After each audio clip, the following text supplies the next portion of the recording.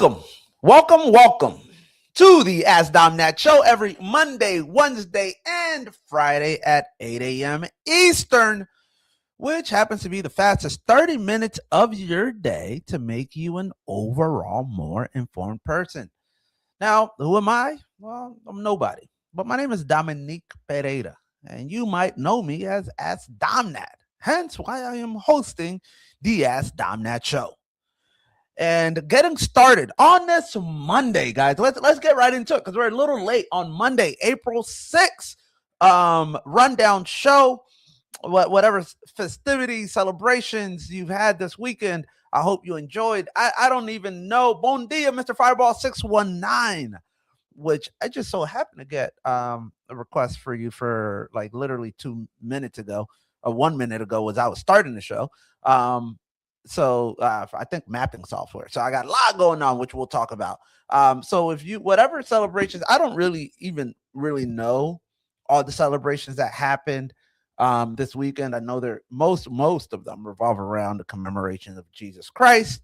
But then there's like Passover, there's Easter, there's blah blah. I have no idea. There's some religions like Judaism. I don't know what you guys do. I don't know if Catholic, like there's people that don't eat meat. Whatever you did this weekend, I hope you enjoyed. But what are we going to be getting into? April 6th rundown. U.S.-Iran war, day 38. Oh, what a mess it is, child. What a mess. I'm going to just go run through it. I'm not even going to tell you guys everything that's happened because it's just been so much. And then my guy, Nelson, threw in a comment, and I want to dive more into it. I wanted to get a real deep dive, but I thought about it, and he was asking me what AI-proof industries or what AI-proof jobs are out there that isn't just your standard plumbing electrician. I think he's a mechanic, so he's probably in a good one himself. But what are other AI-proof jobs that somebody might be considering getting into? And I have an answer. I have a definitive answer. And then lastly, some updates on our what is this farm grant process. So we have a grant going on. Something happened to me this weekend. And it's okay. I'm just going to tell you, it's about bees. We have a bee grant going on, right? We have a pollinator grant and literally I was talking to the grant officer last week or 2 weeks ago, and I let her know I am a tax-paying American. I am a taxpayer. And I asked her, are these grants coming from tax dollars? She said yes. And I'm like, I want to apply for every possible grant that I can get. I don't care what it is. If they're giving grants for clown hats, then give me a hat. I want every grant that I can get. She seemed upset at me. She was like, why do you want just get grants that apply to you? They all apply to me. If it's about grant money, free grant money, child, please. I will change we are no longer running a farm. We are running a circus if they're giving out free lions for your circus grant. But so we got a farm grant going on about bees. And I'm gonna tell you, bees are expensive. So what's the rundown, guys, on the war update? If you haven't let me see here. If you haven't been keeping up, this weekend was a mess. The United States had an F-15E fighter jet shot down. And then after that fighter jet was shot down, 2 pilots were rescued, one faster than the other.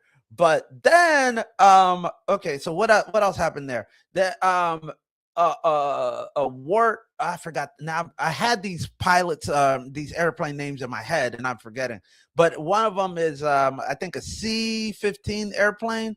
Let me see here. Airplane that got shot down, and in this weekend was one was a F-15E, and then there was like a Warthog something this weekend. 2 planes, then a couple helicopters, like the Black Hawk helicopters got shot at. They didn't get shot down. So it's like in total 5 airplanes got shot. If you guys remember the names of the airplanes that got shot down, let me know, because I'm like losing track. This is the problem because the first time in 20 years that a combat operation has led to a successful enemy shooting of an airplane. Now, why is that important? Because, a couple airplanes have gone down through technical and friendly fire, maybe. But this is the first time that Iran has shot down an airplane, and then it spirals, right? Like now you got to try to rescue the people. Now your enemy knows where it's gonna be, and it's just a mess. So fortunately, those pilots were saved, but it kind of put a little chink in the armor. It certainly got a couple people puckered up, right? And while all this is going on, here's the issue that we have here internally in the country is that close to 8 or 12 numbers not really disclosed. Welcome. Let me know where you guys are coming in from. See a couple new viewers. But 8 or 12 U.S. 4-star generals have been replaced. 4-star generals, joint chiefs of staff. I don't even know what all of these rankings are. I know that somebody was like the technical command lead instructor. So new technologies coming into the armed combat. Oil shock is coming. Once the last ship hits from last shipment, there's no more coming. Actually, perfect. I'm going to actually talk about that here in a second because, all right, so the 4-star generals are getting fired, right? And here's the thing with that. I work in technology. And I work with clients in small companies, big companies, and medium-sized companies. Nothing, and I've actually done work with the government too. There is nothing like losing someone who is operationally in charge of a department without a proper transition, because they know so much that you don't realize that they know, so much that they don't realize that they know. So when they leave, typically what we have to do is you don't just fire top people at the top. You don't fire them. You kind of phase them out. You give them a severance, you get them consulting, you make sure that, hey, whatever the transition period is, let's just make sure if we need anything, you'll be available. So the fact that these generals are being fired, and the answer that they're being given as to why is because, well, they work on behest of the president, and they have to align with the president's views, missions, and goals. Well, remember, the president is the commander-in-chief of the United States Armed Services, the entire military. But he is the civilian branch. He is the civilian head of the commanding armed services. What does that mean? He's a civilian because he's not in a hot war. He's not a combatant. These generals, and most of them, have seen like war. They've been there. They are there. They're on these ships. They're the ones that are like, hey, yeah, we're firing, blah, blah, blah. They're put in there. So, and they're not elected. They are appointed, but no matter who the president, some of these guys have been here since Biden. Some people have been here since Bill Clinton. And so they're not really trying to get into the politics of it. They're just looking at what's the best for the military and obviously the people that it's there to serve. So when politics get in the way, well, these generals have to sometimes say, hey, Mr. Current President, because we don't know if you're going to be here next year. So we don't want to do anything that's dumb for our military because we got to be here. We are not going to do this. We're not going to follow orders. That's the chain of command. So we're seeing breaks in the chain of command, allegedly, supposedly. And the problem with that is when you just start putting people that will do whatever you say, even if it's not in the best interest of the military execution. Now, what does that look like? It looks like Trump's last tweet. Trump tweet. One of my favorite activities is Trump tweet. So let me see if I could pull this up. I should have had this up, where he basically went unhinged. Trump X, maybe what it's called. It's not even a tweet anymore. Trump Truth Social Post. Maybe let's get that up. Where he's basically saying, hey, oh, hold on. Am I not showing the tab? What am I? Oh, I'm not showing anything. Give me 1 second, Aaron. I got to look up. Aaron, look up the latest Trump Truth Social Post, where he's basically, I'll just summarize. He's basically saying, you crazy damn bastards, open this effing straight, right? Like, all praise be to Allah. Tuesday, you got 48 hours. Remember a couple of weeks ago, we said that he said that they gave them 48 hours. Then after that, he's like, you got 48 hours. Then it's bridges, schools. Oh, no, he didn't say schools, but bridges, something, infrastructure, all these civilian infrastructures, which is a problem because technically, if you want to listen to, the laws that primarily United States directed to write, those are international war crimes, right? So now, if I'm a general and I'm being told, okay, we're going to blow up civilian infrastructure, then what's civilian infrastructure, guys? Civilian infrastructure is things that has nothing to do with the army, but is used by the regular people that have no control over what their army is doing, right? Like, you don't control the U.S. Army like I don't. So if they just start blowing up, let's say, our power plant here where I'm at, I'm like, what did we have to do, right? Like, nothing that has nothing to do with us. So why are you blowing our stuff up, right? Like, go, you guys fight it out. You guys got the weapons. I got Vicks. We'll talk more about our today's sponsor later. Vicks, the soothing, rubbing treatment. But they're not a sponsor, but Vicks, please. That's what this war needs. We need more Vicks. That'll resolve this war. I just have that. But maybe if everybody took a little bit of that, they'll breathe better. Everybody will think a little better. But so now I say all that to say these generals might be like, hey, Papa, I don't like these orders that you're giving me, and I don't want to in a year or two, right? Like, once let's say the Democrats win the House of Representatives and they win the Senate, then they start to launch what they have there now is subpoena power, subpoena from the Congress, right? Like, your House of Representatives and your Senate makes up your House of Congress. Your Congress, you can start subpoenaing, you can start demanding people to testify. And recent people who testified, Pam Bondi, who was Attorney General, and Kristi Noem, who was DHS, Department of Homeland Security, they both got fired. They both got let go. So clearly, talking and testifying in front of, the legislative branch of the government doesn't always help you just because you're following the president's orders. And some of these generals are like, I don't know that I want to be involved in what some might consider international war crimes for somebody who might not have my back or can't do anything for me or whatever, right? Like, they get a presidential pardon. I don't know, right? Like, so it's just better not to even go down that route. But let's see, maybe we found the tweet, maybe we didn't, but either way, that's a problem. Now, here's one thing. If you can put back, let's see, Mr. Fireball's comment. Oil shock is coming. Once the last ship hits from the last shipment, there's no more coming. Now, I'm going to leave that up while we talk about the oil price a little bit, because this is a very good comment, very informed comment. So the United States, it's a little bit insulated, right? It's a little bit insulated because we are a net supplier of oil. We produce, we're the largest producer of crude, not Brent crude, like Texas crude, which is a little bit different than Brent crude, in the world. A lot of countries buy from us. We have fracking. We're a net exporter of, and then we have some natural liquefied gas too. So out of California, we produce more energy than we consume.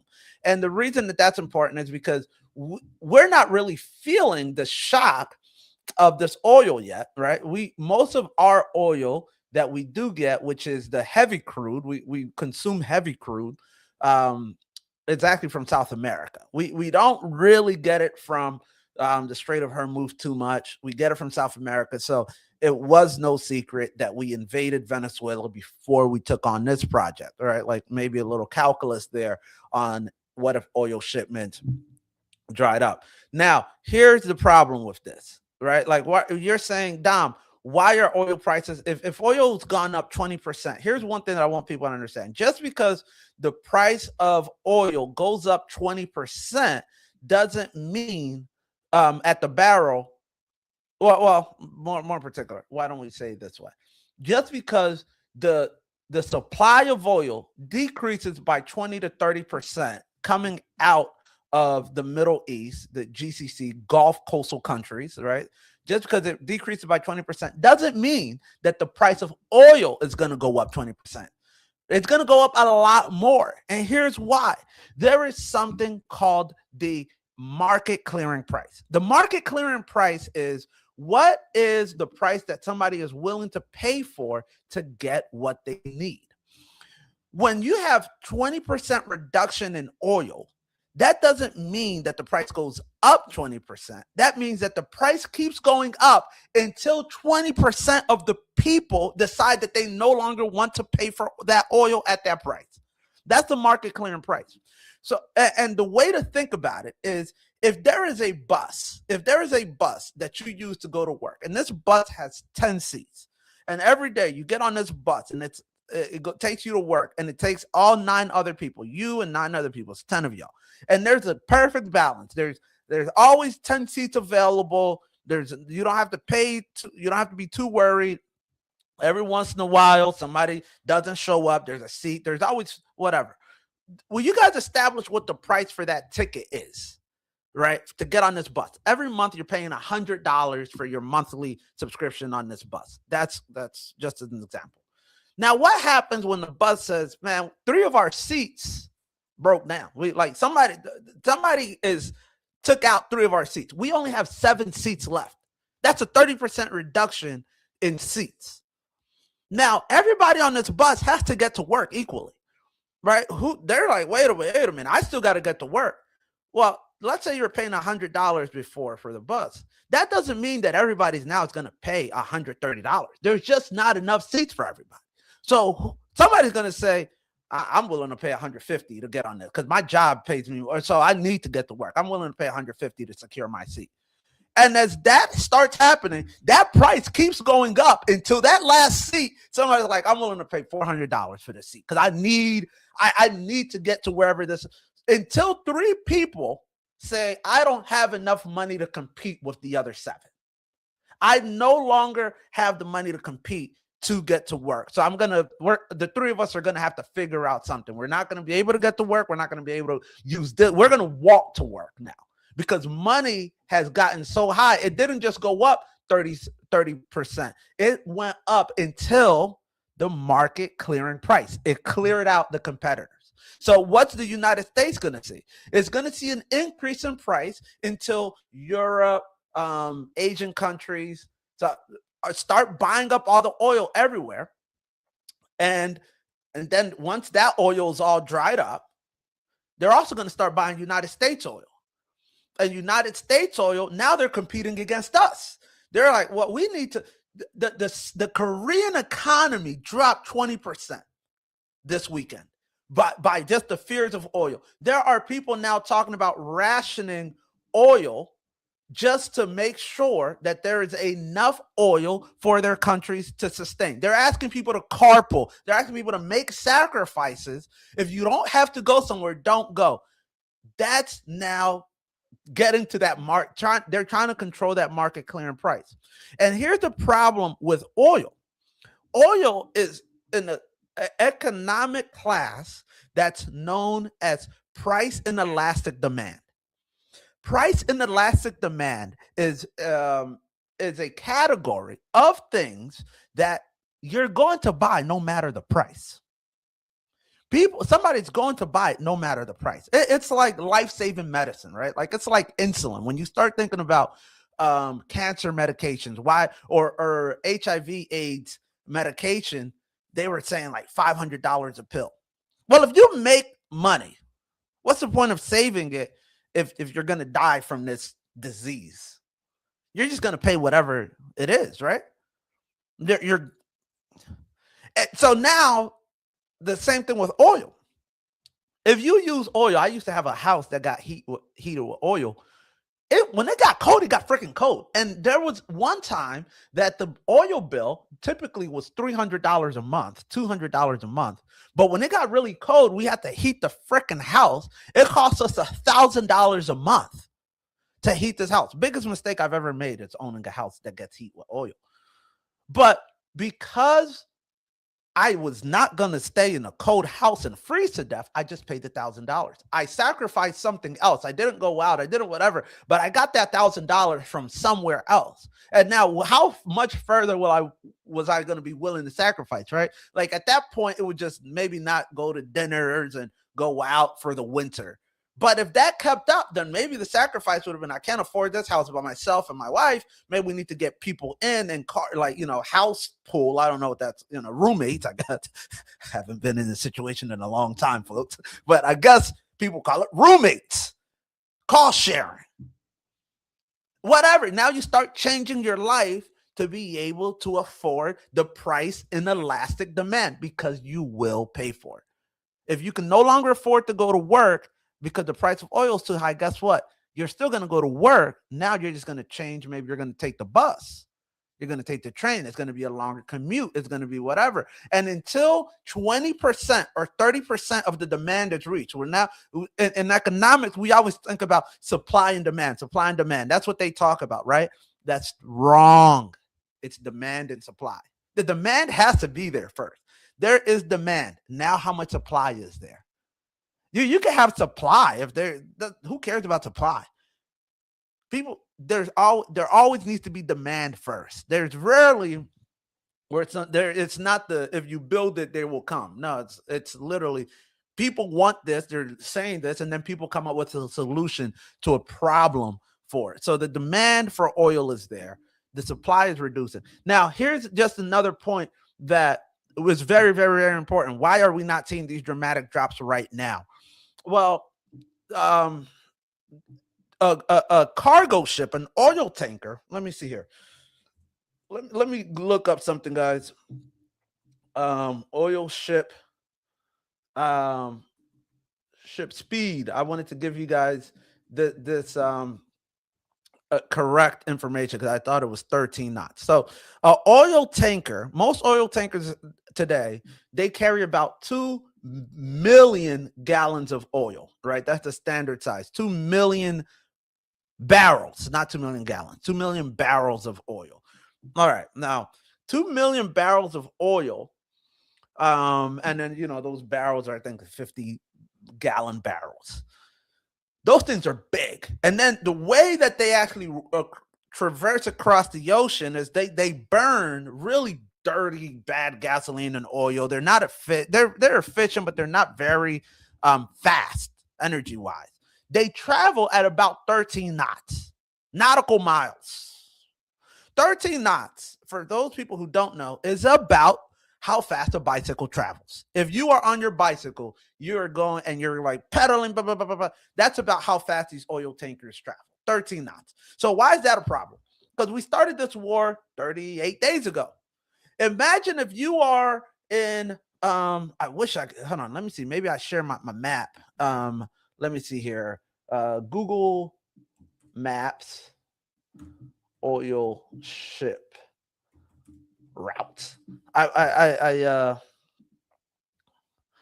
watch. Okay, Aaron, am I sharing my screen? Hold on, let me.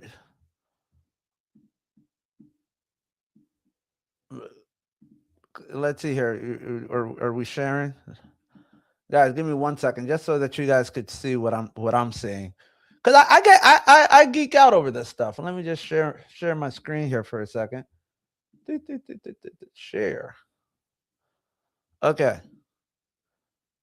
Throw it on. Okay, guys. So this is just to give you guys an idea of this is not what's traversing right now. But just to give you guys an idea, these are the ships that we're traversing. This is as of May, whatever. You can come and modify the date ranges, but ultimately this is coming from Iran. This is all but dried up. This was a couple hundred ships today. Now it's not many. This is Iran right here. This is the GCC. Again, if you're on a first date and she wants to know where the GCC is, tell her, baby, you're just talking about the Gulf coastal countries. You know what I mean? That should practically be asking you to marry her.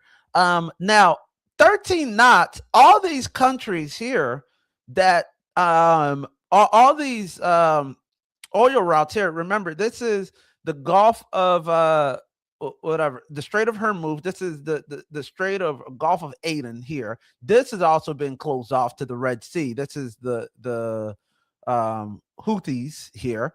So a lot to get to Europe. To get to Europe here, you're now having to come down here around the Horn of Africa, coming down Africa, coming up here, and then going to Europe. Right? That trip right there, and then the oil that's coming to America, the oil that's coming to America is doing all of this coming here, and then we only have one deep oil port. We might have two. I'm sorry, we might have two, but the major one is, if you look here, it's in Louisiana, and then right here, this is the Mississippi. So in Louisiana, there is a deep oil barge port because these ships are huge. So you need the port to have a lot of space for your bow, whatever. But imagine doing all this at the speed of a bicycle. That's a problem, guys. So all of this is happening at the speed of a bicycle. So by the time they leave here and reach here, it takes you a month or 2 months, or sometimes longer. So the oil that we're getting today, like Mr. Fireball 619 has said, is oil that left a month ago, a month and a half ago. That's why we're still getting supply. That's why the world is still relatively calm.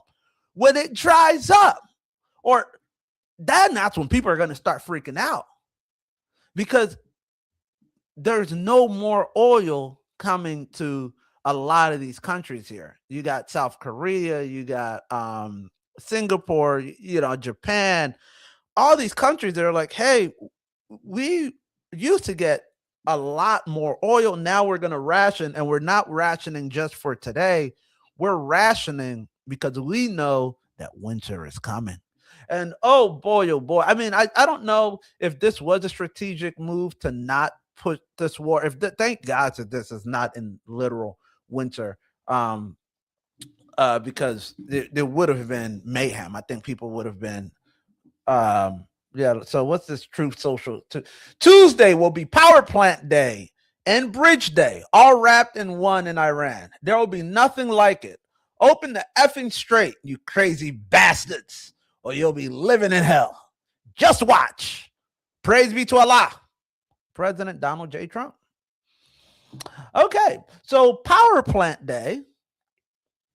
Let's do something. Grok. Okay, chat. Let me just go chat GPT, right? Like, is blowing up civilian power plants and bridges a crime?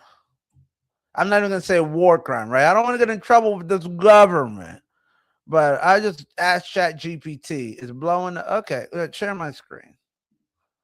Okay. Well, let me share here again. I don't know, but you know what? Just take my word for it. Why don't you guys go and do your own searches? Because now I'm sure that the powers that be are looking at my hold on. They're looking at my searches like the Iranians are holding up strongly. They are making it a war of attrition, and they're prepared.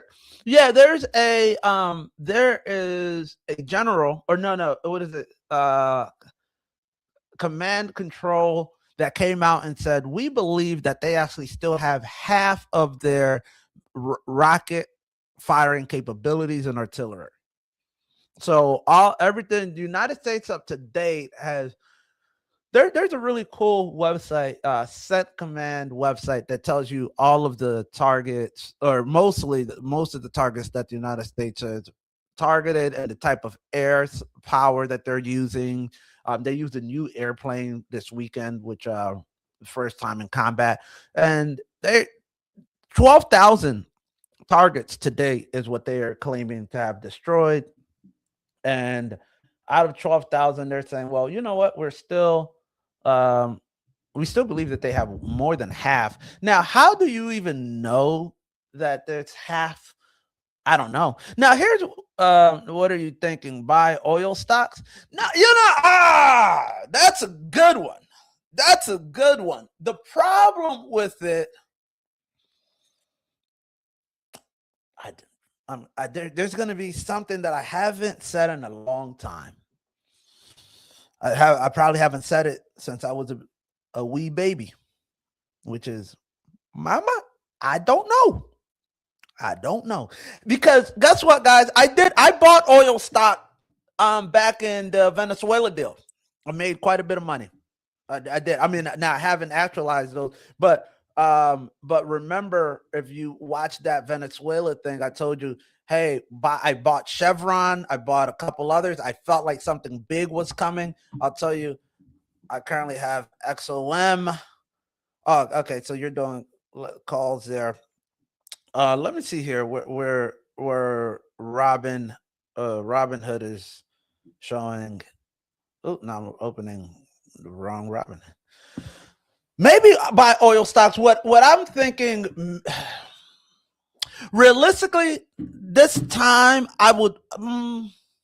Let me think about it, because I want to tell you the truth, which is the markets are going to be so volatile that if you don't have the information, if you don't have the inside information, and you're playing the outside game, you're probably going to be played for fools, right? Because I think there's a crash coming.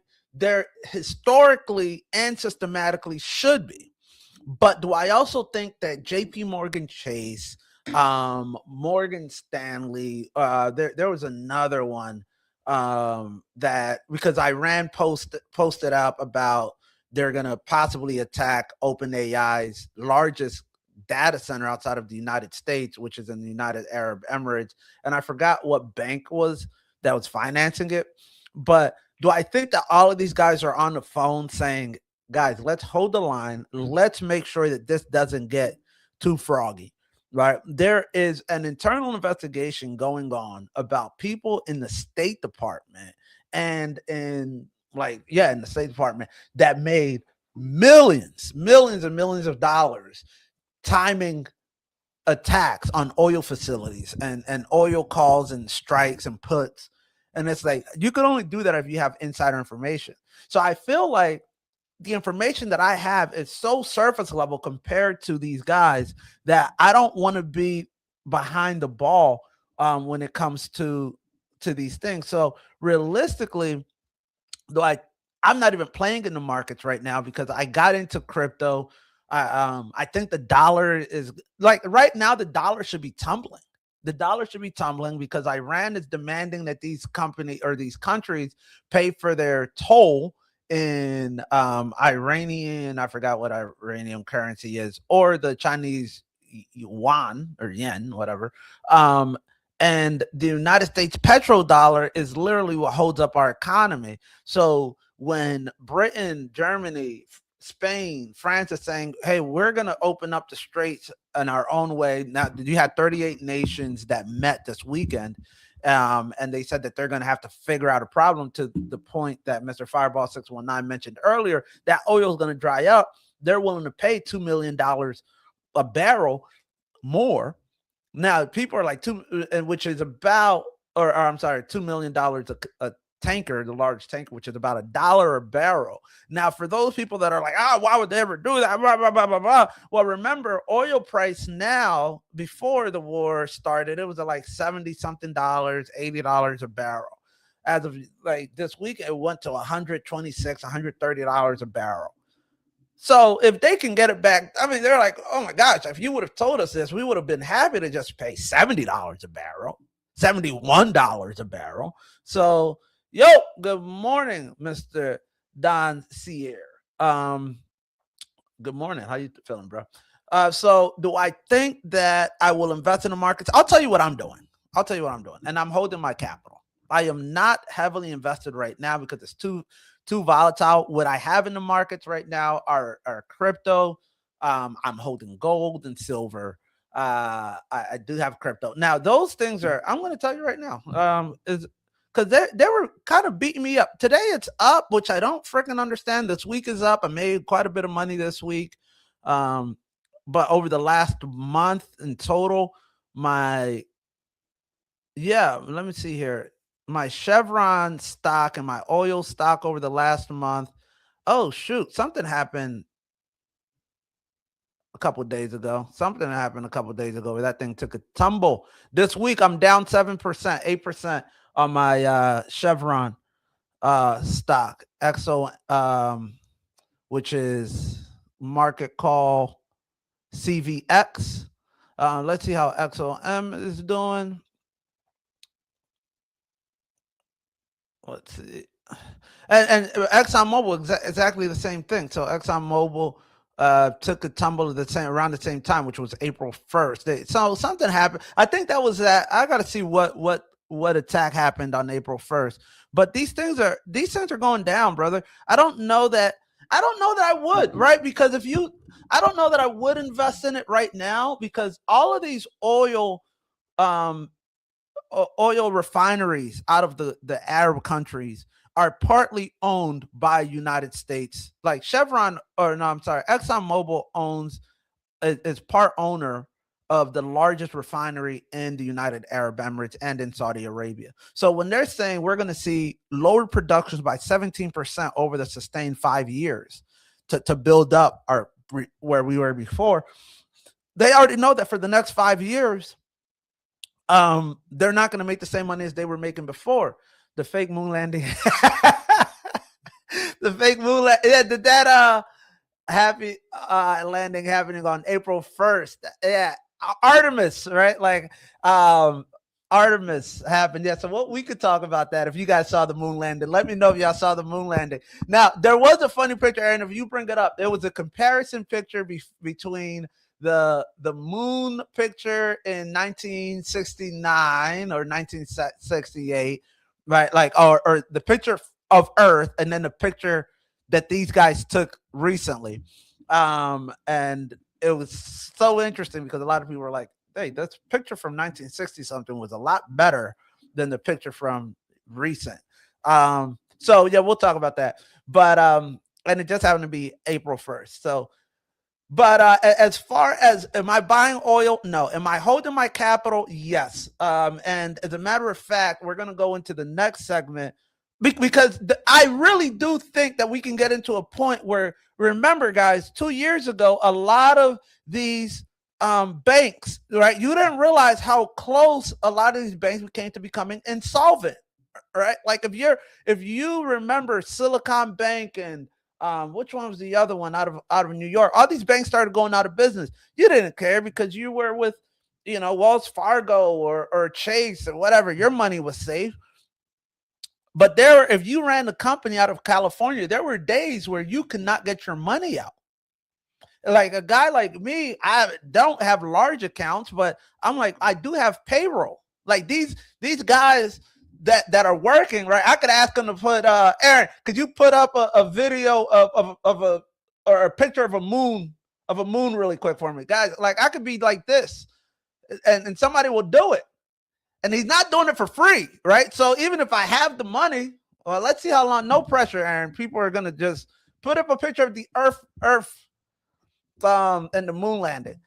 These guys aren't working for free. So if my capital is even tied up for a little bit because I can't get in contact with my bank, then they clearly won't.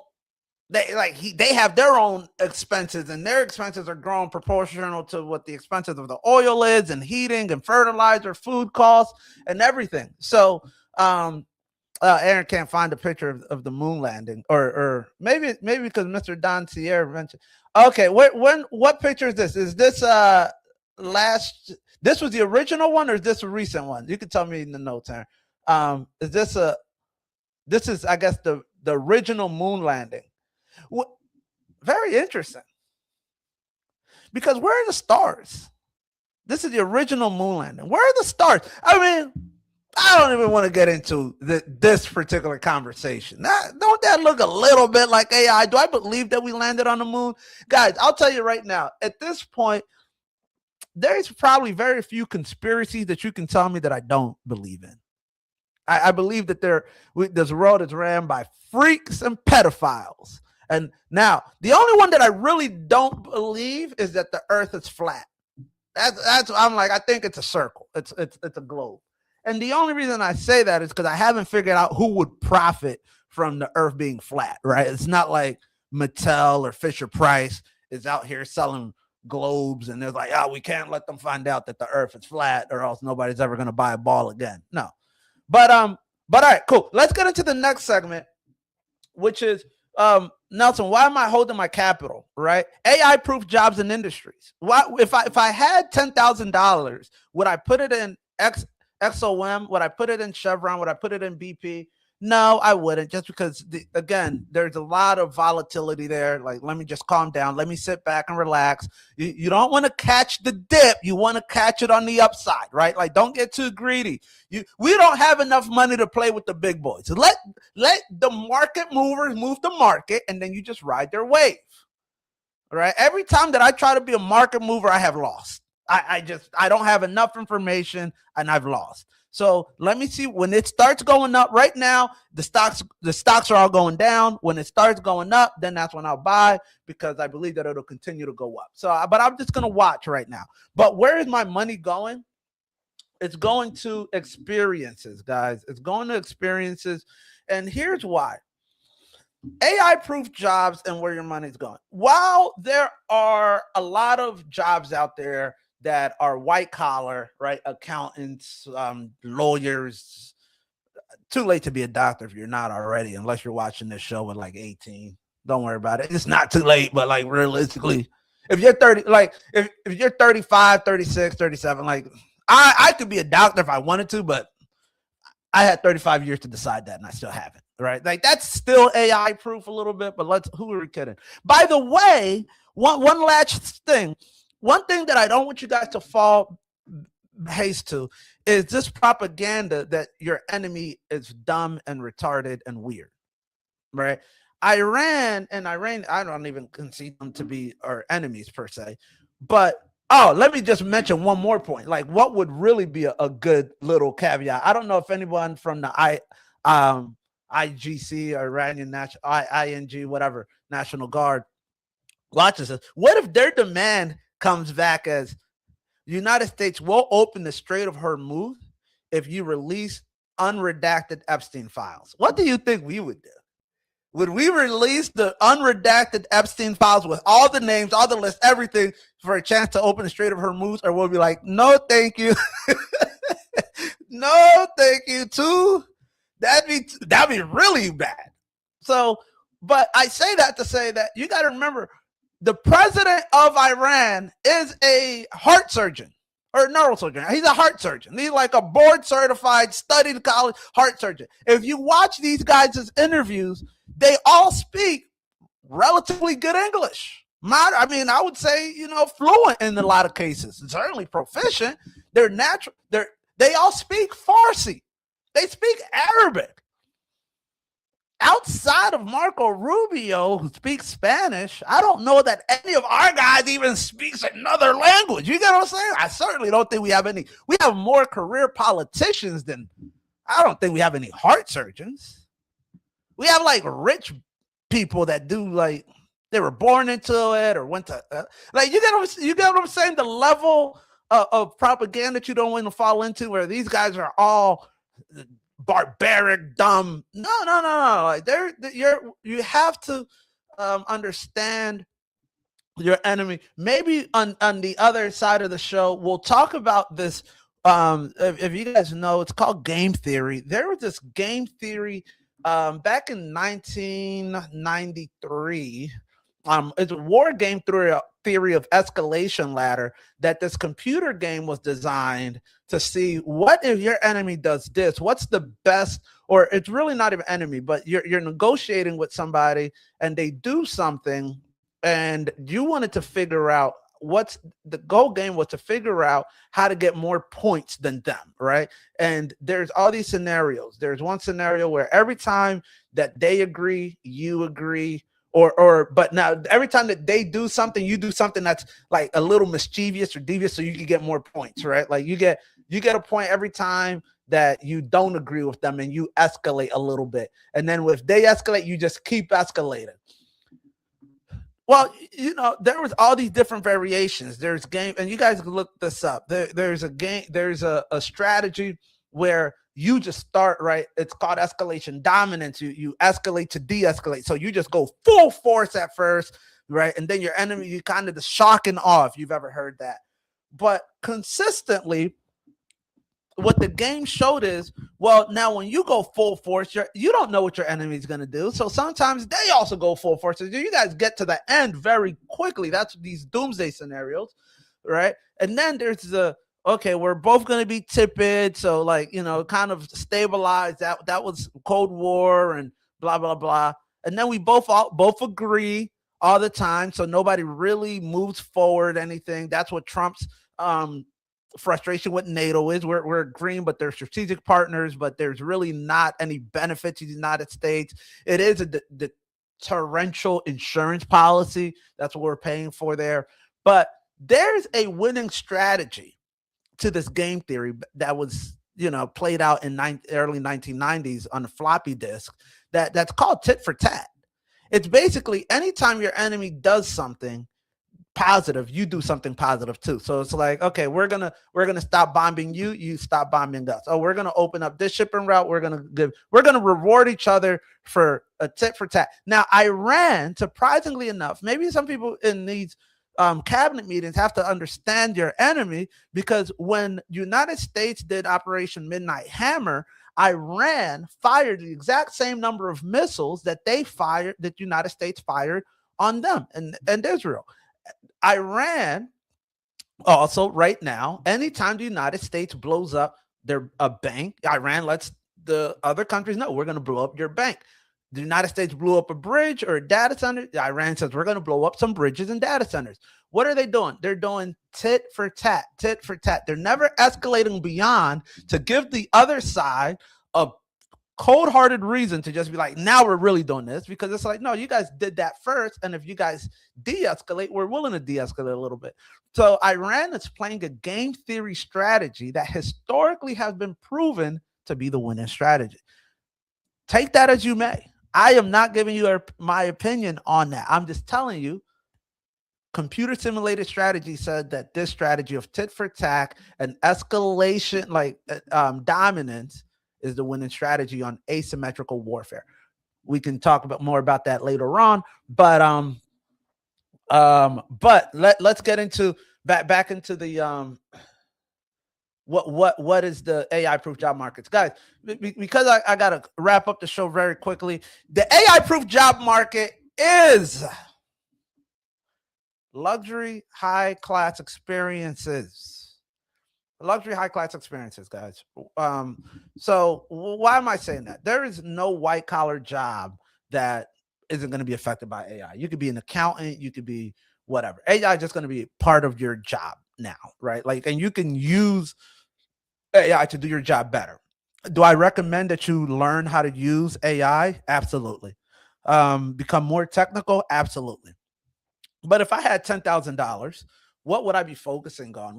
If I wanted to get out of the AI rat race, I would really focus on a group of people in the top 5% class, right? Typically a little bit older, that just don't care to use AI. These are a lot of my clients. Right? I have a technology company, and sometimes my clients, they have their own company. They could be like a manufacturing. Talk about it in the circle community. Absolutely. Yeah, and if you have, thank you, Mr. Fireball. If you haven't joined the circle community, all inclusive circle community, I definitely want to go into more details on some of these like obscure ideas that I have. But so join circle, ask Domnet all access community. And I need to do a better job of just being in there with you guys more and more and more and giving you my unadulterated thoughts.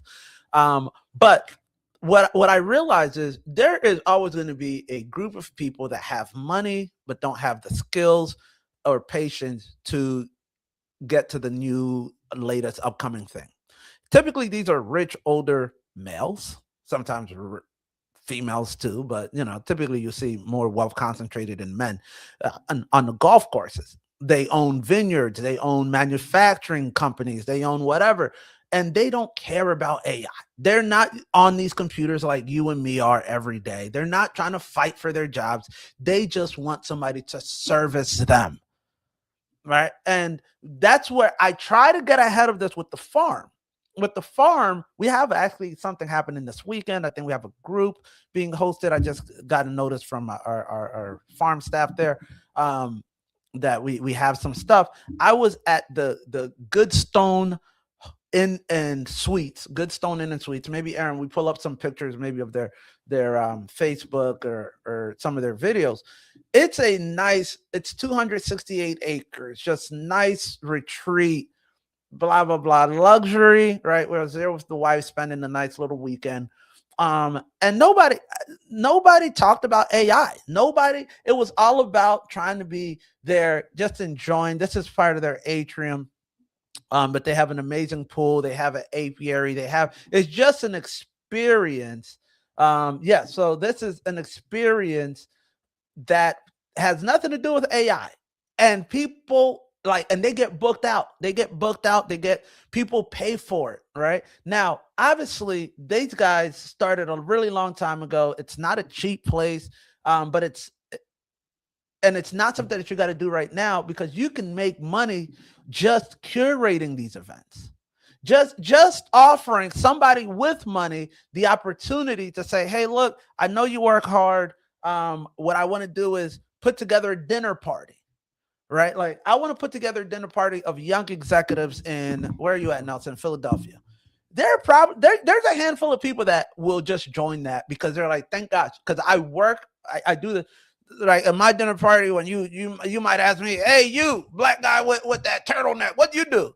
I do a show every Monday, Wednesday, and Friday at 8 a.m. Eastern called the Ask Dom That Show.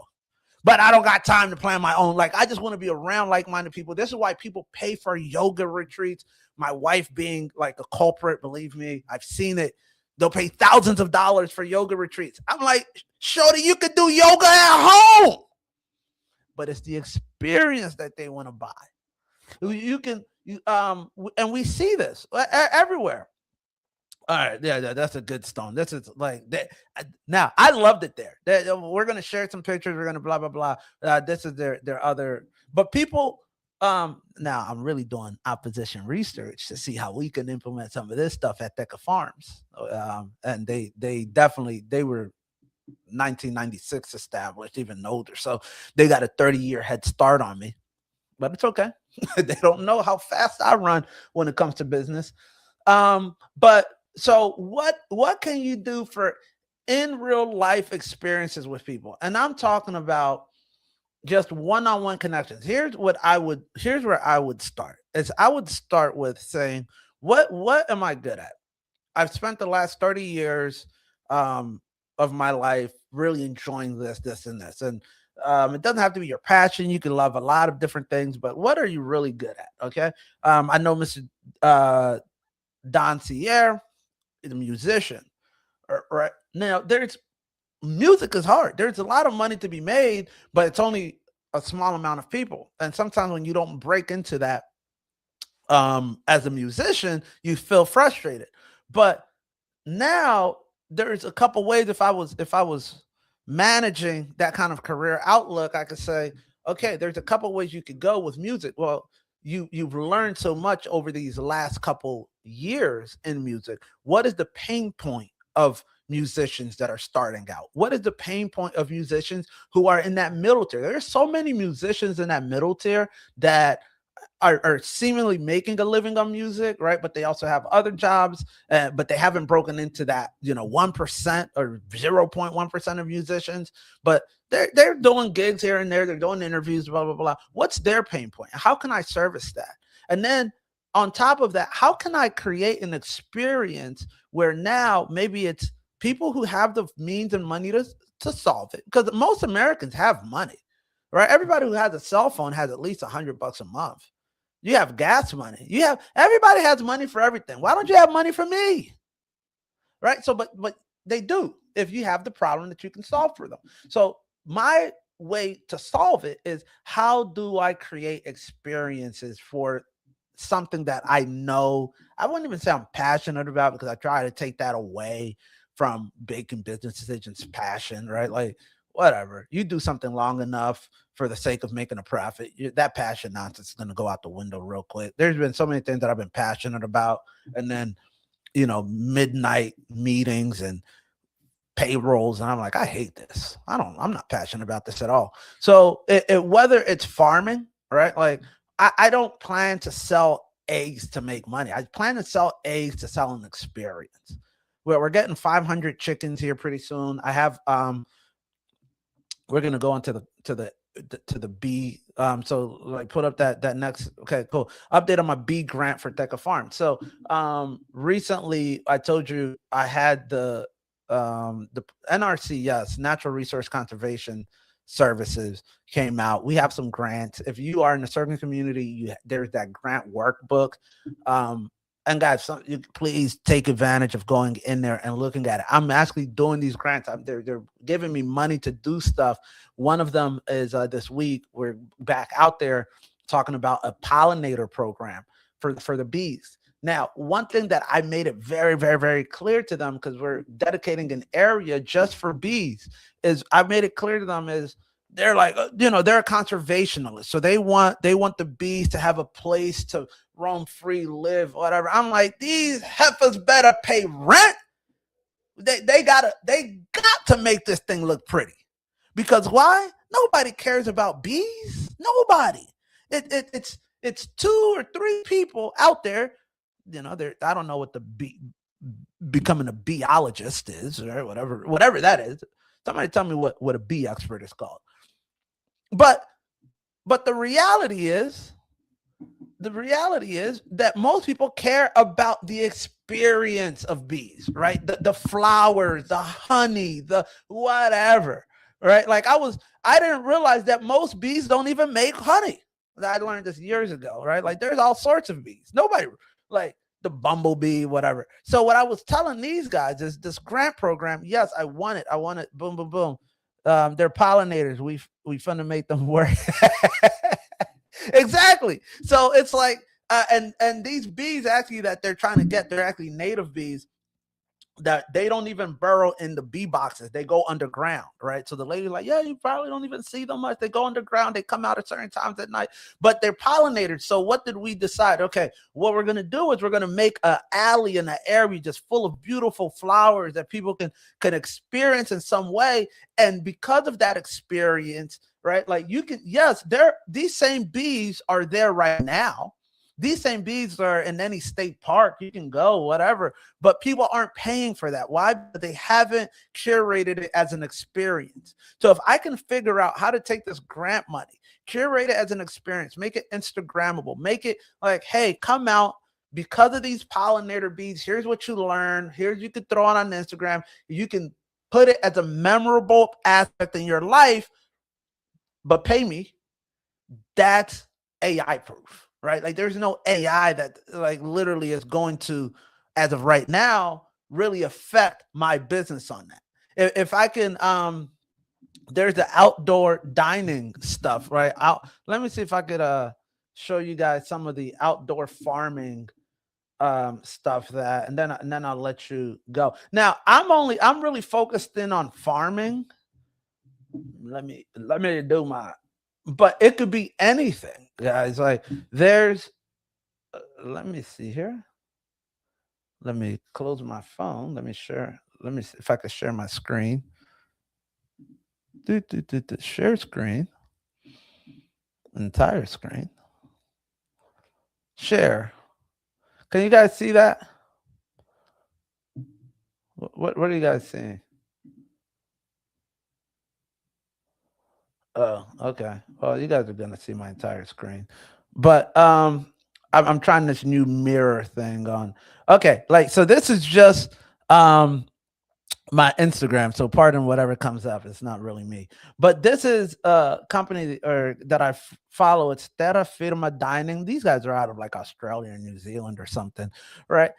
You ate chicken, you've ate grapes, you've ate cheese, but have you ever ate it that way, right? Like that they're curating an experience. I'm just like, now this is my farming page, so like Buy the social media and AI, Sweet Honey Farm. Look at this. I didn't even provide, like, I didn't plan this, right? Like, these guys are just a farm that they just bring people together. I guess they do a workout, Sweet Honey Farms.